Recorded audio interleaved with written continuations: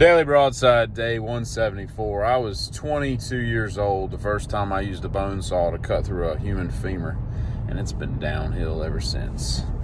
The Oxford English Dictionary has about, in its first iteration, which took about 77 years to complete, had about almost 500,000 words, and it's just amazing because if it had been me, I would have presented, the text. And of course, everything had to be like teletype back then, where you had to put like the little letters and then run the ink over and all. So you can't just easily modify it. And somebody had been like, hey, dumbass, you forgot because, or you forgot with, or some other preposition or some crap that was kind of important. Because how do you make a canonical listing of all the words that you need to put in a dictionary? That's just an insane amount of things.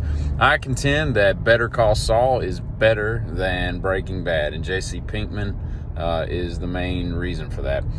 If I don't know who is it that is buying the tickets, this Corey Feldman shenanigans, this tour that he's got, because it's just the weirdest thing to watch. But I will say this, somebody's obviously going out there, and it's got to be for comedic effect, but as bad as his singing is, whoever he's hired to do backup singing is 1,000 times worse. And I don't know if I've ever heard that before. It's pretty bad. And you can ride by these RV centers, and I don't understand why an RV center needs to have literally $30 million in inventory sitting on their lot.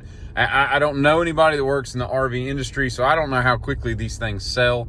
I would think it would be a lot slower than a car lot, that they're not moving, 50 RV or travel trailers or everything in a month.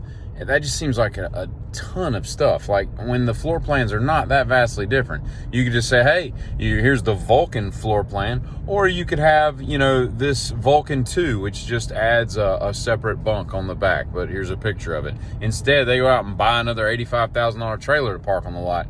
It just seems like the depreciation and everything would just be insane. But again, I don't know anything about RVs.